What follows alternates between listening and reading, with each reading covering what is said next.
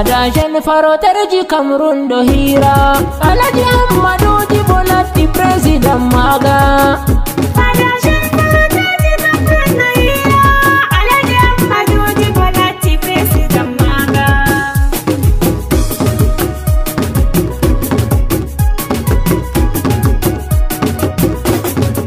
Dabaralla en hira desa desa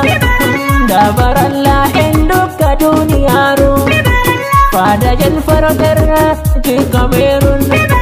Hawtianga hore mawbe wane Dole semi manta yottube haje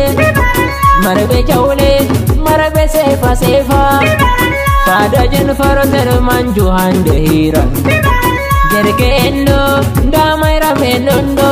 Fada jen faro terji Cameroon do hira Alaji Amadou Djibo latti president maga Fada jen faro ter ayaji Cameroon Yottunga haja thinkinga der lady Cameroon Ender taire este Auro manju do uro mango Maral bero tua uro bero tua Tuanani manju andu manju kamna wanyo Manju yottake hade hauri jamen jawle Goddo maudo tilimdo wartiri manju popilero Allah hinno yafu Alhaji Djibo siuto Andu do manju fu andi Alhaji Djibo siuto Andu do Alhaji Djibo dole anda Djibo Alhaji Amadou Baba lade Djibo siuto Kanko lati president fada men jen faro ter Baba lade uyete nder fadum baba uro Alhaji Amadou Djibo sannu etwal Afrique People lana wanyo Alhaji Amadou Djibo mai sefa mai sapo Fada jen faro terji Cameroon do hira Alaji Amadou Djibo latti president maga Sotte babalade go hande kayoti Sotte babalade go hande kayoti Olami halade mi wi o wari olami hawro Alhaji Amadou Djibo babalade be wuro President gen faro ter Cameroon dum baba wuro Sannu baba falade Baroga manga tirimga kulinga nen andaga Amadou Alhaji Djibo sannu etwal Afrique Dabku sefani baba wala na kohe atana Sannu mayo teku famonde mandum risku Bebata ilatako den idam kullidam Hammadi Allah nirene baba lade beuro Je sais, leur agenda respectif chargé, mais ils ont tenu une fois encore à nous accompagner ce soir pour célébrer la fête de notre association. En vertu des pouvoirs qui me sont conférés par notre très cher et frère président Alaji Amadou Djibo, je dis bonsoir et bienvenue une fois de plus à tout le monde ici présent dans cette salle. Vive notre président Alaji Amadou Djibo, vive notre très cher membre du bureau, vive notre association Fada Jeune Faroteur, vive moi-même et vive le Cameroun.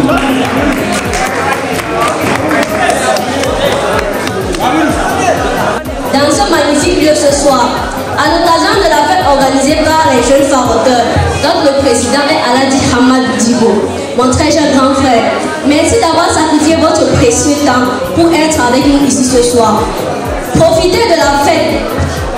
Welcome everyone, bienvenidos, Japamamon. Et sans toutefois oublier, bonne fête aux soldats de notre pays, bonne fête de l'unité nationale à tout le Cameroun. Merci, vraiment, merci.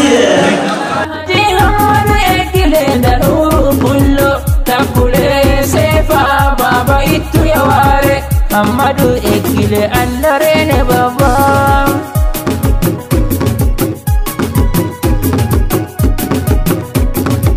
Deuxième vice-président Fada jen faro ter sannu Julie Amobe Dole am semilele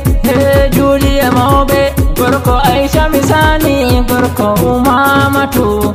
Julie Amobe sannu mawela bandu baba takula sefa aye itu ya ware enda troisième vice-président Bismillahirrahmanirrahim.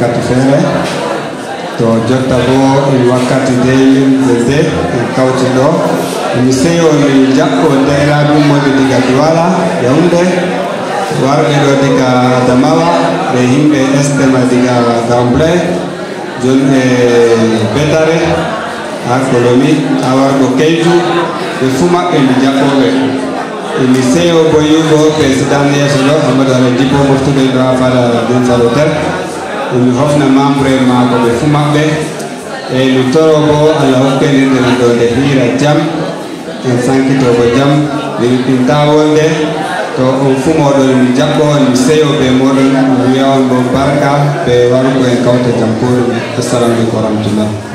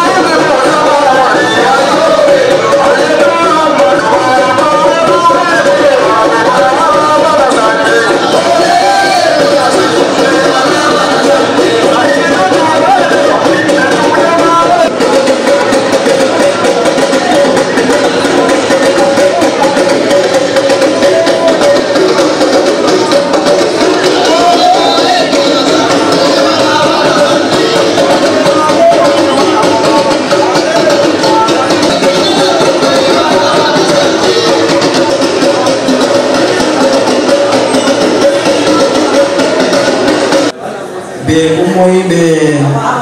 ha région est ɓe pat ɓe jaɓɓama en torake Allah waddiɓe e horuɓe jam permet ko mi toraniɓe. Et deuxième chose bon, Fada jeune parotaire wadi duuɓi ɗiɗi e en ɗumi yigga en gaɗanoga seyo seɗɗa mi tammi seyo may bo hawren ɗo yeso ɗo seɗɗa en nanay ko Fada jeune parotaire huwi e bo ko Fada jeune parotaire projet ji je mari inchallah. E mi ɗuɗɗinta won mi ɓedda jaɓɓo yek ɓe mi yiyata gese muɗum Borno en bana Sara en mi jaɓɓake on mi sake hirsudugo ɓe moɗon. Assalamu aleykum wa rahmatullahi wa barakatuh.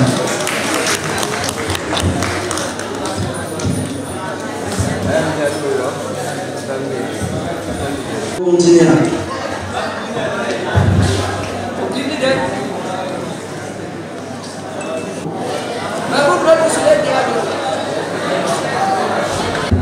Sudah dia juga wana pernah bicara.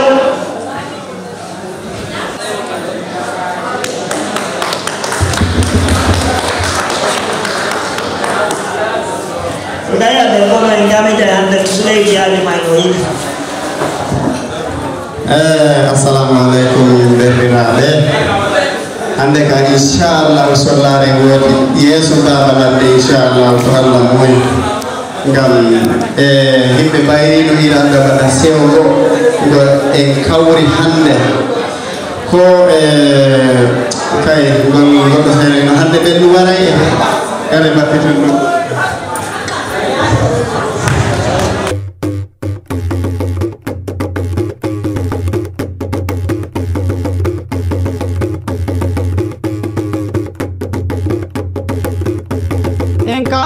Enkira nyamem magedal meden. Enkawre enkira nyamem magedal meden. Sobiraɓe sobaɓe Allah waddi en hande en kawti siyasa Allah waddi en hande nyamem magedal meden. Enkawre enkira nyamem magedal meden. Fada lejen faroter hande jewni en hande nga jewni woroɓe nga jewnoyi rewɓe en ñaamu geɗal meɗen hande en gari hirde en ñaamu geɗal meɗen. Enkawre enkira nyamem magedal meden.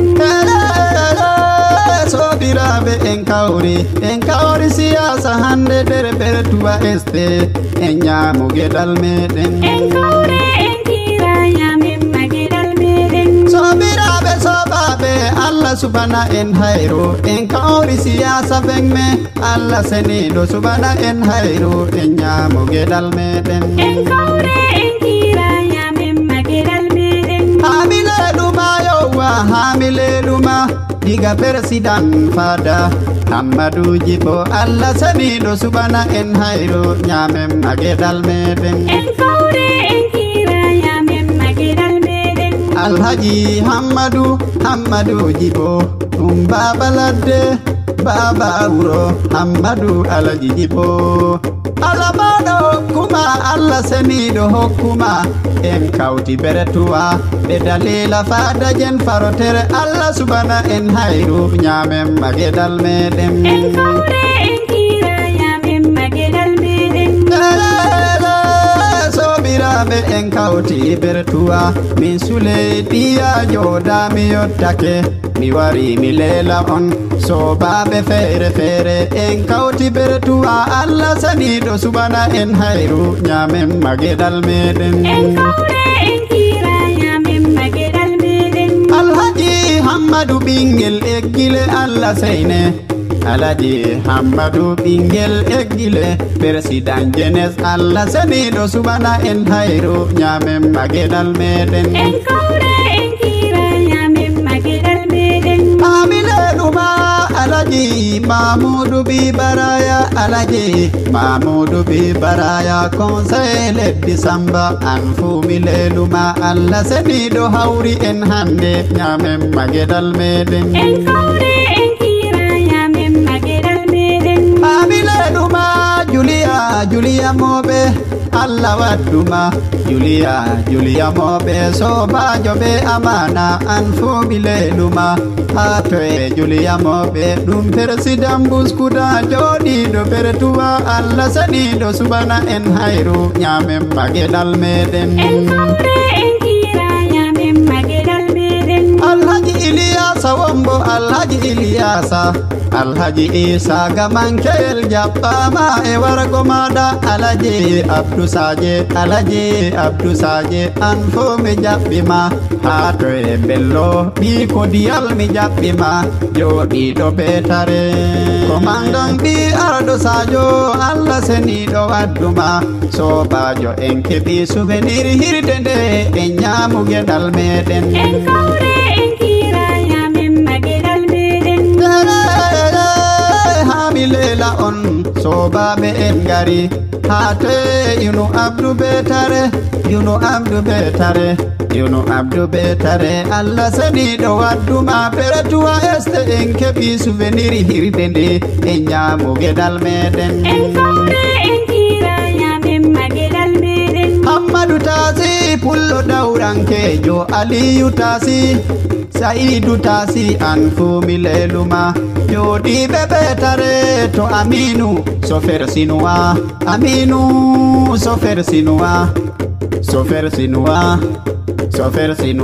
Allah wadduma bertuwa este en kebi souvenir hirdende e nyamuge dal meden en kawre en kira nyamem magedal meden mileluma Abdullahi Mufio awari siyasa hate ya ubulembe Basiru Malam ya wari jabba mawaragoma hate Dauda Tela bulembe Dauda Tela Halidu Negajaya go bulembe Allah seine mileluma ba mangayel petibe gudu el diyawo on fu mi jabbi on Dahiru Sambo bitu kanke jobe sulebi kiko sobabe engari hikka enen dun nafata siyasa wala weta e nyamuge dal meden en kawre en kira nyamem magedal meden mumini joda be magaji Amadou Samba mileluma hato e Abdou Labalewa mileluma hato e Suaibu Berke Alaji Suaibu Berke anfu mileluma Ibrahim Seini be Alaji Suaibu Egile anfu mileluma sodi bele Disamba ala mawdo waddi on hande siyasa hawri en hande e nyamuge dal meden en kawre en kira nyamem magedal meden ai jobi koyde be bo be bi haja ha milela on diga to Karimu bi dada ado bi dada Allah mawdo hawri en e nyamuge dal meden en kawre en kira nyamem magedal meden amilela on bikkoyji leydi Adamawa Allah waddi on hato e sede jire be Yakuba jire be Umaru Binis jodiɗo gandima Allah seniɗo waddima hande e nyamuge dal meɗen en kawre en kira nyamem magedal meden Alhaji Hasambaga hamileluma hate Alhaji Jafaru bingel mo baba anfu emileluma Alhaji Ibrahim Sobbe Alhaji Mitami depuis les années 2015-2016 ɓiɓɓe adama en feere joɗake mbi bon derken este il faut qu'en kawra sur une plateforme to en kawri ha plateforme ɗo en giya ko nafata en kawrata fayin banane no joɗoɗen gaɗen siya nodde yimɓe garen kiren dillen non plus à cette époque après plusieurs réflexions yimɓe joɗake kimi mbi bon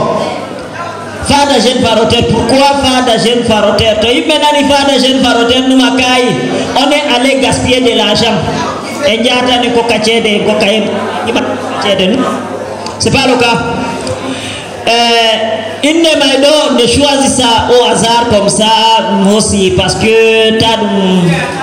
discuté avec wadi dum hosi inde fada jeune faroter inde refletata ko kugal woni bi adama wona d'abord bi adama na limsere watta bi adama watta limsere donc objectif di merci objectif di fada jeune faroter do promouvoir donc hawrugo derken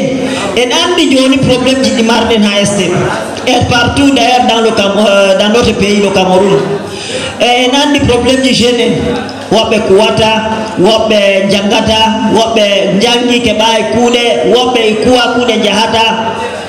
en andi buwilgol botol bo hawra wuwa babal em fulbe en padi en nana ko biete ko wadi min mbi se en kawra en kuuda ngam heɓano en ballotiri ngam ɓiɓɓe adama en wallotiri ɓorɓen farilla dow meɗen allah taggi en e ɓiɓɓe adama en julɓe ye mari haqqe ha dow kala ko moyejo fou alors min joɗake min kiimi min mbi bon il faut qu'en kawra nde min kawri ko commune Kouy première des choses min kokkinga inde ɓingel to ngel dañama d'abord après une semaine mbiye kokkangel inde ngam heɓa en anda uɓɓimoye ɗum tanumoye ko dañoyta ko woni kuugal makko alors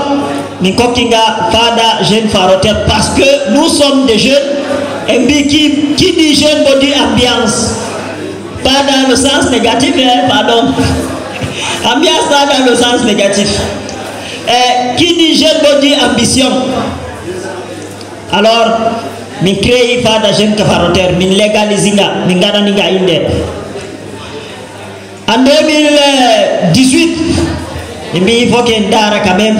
ɗume kuweti nder aneji may ɗo min gaɗi première festival si je me souviens ha lycée technique ɓiɓɓe adama en ummoyake bana jotta wala to ɓiɓɓe adama en ummoyaki Nigéria, Ghana, Afrique du Sud, France, Belgique. En fait, dans tous les quatre coins du monde, il m'a envoyé et pas pour me dire Bama. Nga wallotirgo min biyo koye ballirta première des choses min tawi yimɓe mari haaje dina mumen nder may julille yimɓe ɓe gaddana fada jeune faroter doléance ale min dara trésorier min mbiya trésorier dana ko ɓe mari haaje min finance julule feere j'ai mes témoins ici ɓe mbi d'accord yimɓe meɗen en andi en pat namo kala ñawata heɓa ñawɗo dans des meilleurs endroits min dara min ballitake woɓɓe ñawɓe min sitata inde na kadiɓe min mbiya on ke gam hunde to nde waɗama ɗo wodi ko woɓɓe ƴamtete dow mayre on kawri on cotisi ceede to ceede amin dilli première des choses ɗum duwama ɓe ɗum devoir meɗen bo to ceede meɗen dillide kawreten min ballito ñawɓe min ballito ɓikkon janggo hon min ballito alors ko luttiray ɗo min kawra ɓiɓɓe adama en min mbiyaɓe bonda ko lutti jotta bo min tawi yo duya no weeti fu ndu yahay ndu sanjo na duya sanjoto na bo ɓiɓɓe adama en sanjoto jamanu wardata be no wardata muɗum pusata yimɓe année surpassé dumi nayi sali yoni ɗo mi tawi woɓɓe ɗo pat garanu bakkule gara mbaɗo e guile ay m'excuse donc ɓe mbi que c'est créa un comité d'organisation en jiya jotta kam en jooɗo en bolwa en sanja orientation ji meɗen gan aneji sanjake en andi yake en ganno première festival meɗen nani ni duya wonɗo alors joni bo toppaɗen kanjum APS mi tammi cré APS créama mi wiyay on une plateforme rare dans notre pays et dans le monde entier même parce que wala inde ɗi adama mo wala nder to atawi yimɓe sappo ɓe kawri babal ngam enen fulɓe mbiya sappo sappata ko fewre kam a tawata yimɓe sappo kawri babal a tawa goɗɗo gonga nder maɓɓe ɗum fewre kanjum kam c'est possible. Alors nde faada jeune paroteur yi hunde no créama min mbiyo bon jonta ka il faut que nous soyons des alliés, nous soyons des partenaires. L'un des partenaires phares ABS c'est les jeunes paroteurs. L'un des premiers partenaires même, dirais-je. Alors, ici, Hado est mari représentant régional ABS. Bembia est codi ABS. Bembia est tout le objectif de ABS. Pourquoi même créer ABS? J'avais vu dans l'année min bandiraɓe mammaɓe mamana bana suleki diajoe tabio min nuuji wolde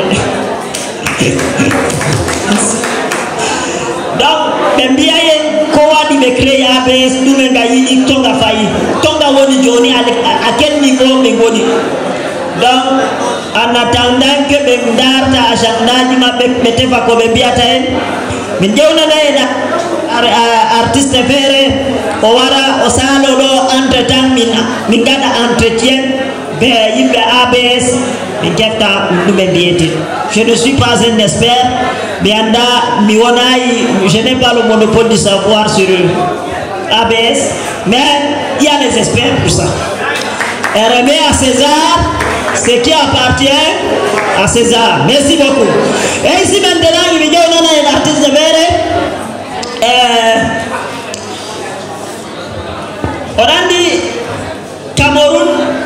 le Cameroun est bilingue, donc multiculturaliste. Voilà, il y a Cameroun, voilà, Moingala. Nana no to kawri banini on dia no temo ya godo wara jangana dere wolfu. Alhamdulillah hande ya bisa Cameroun. À l'est, Ngala nous fait, on n'a pas besoin de ça. Nana no godo wara do darono. Wodwana ni mai hande bo alhamdulillah wala Moingala. Alors nane mi yakala do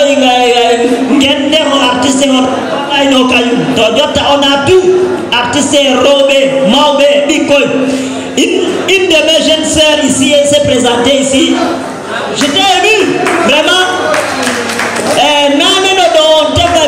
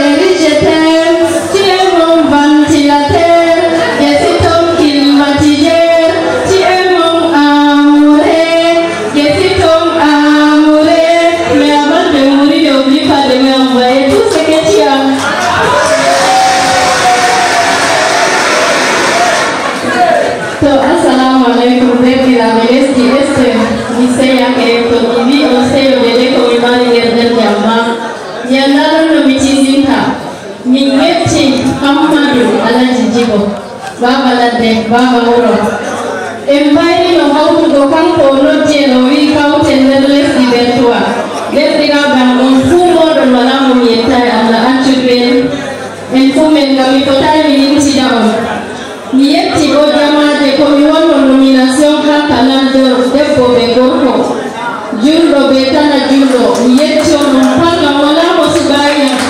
Allah barkini no yettama mi waɗani on gimi ɗiɗi amma on wi sunnulla may en fuɗɗari law amma mi magimon gotol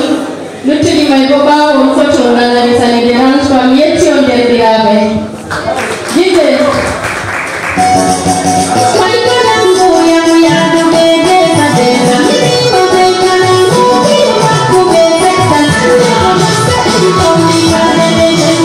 Yeah.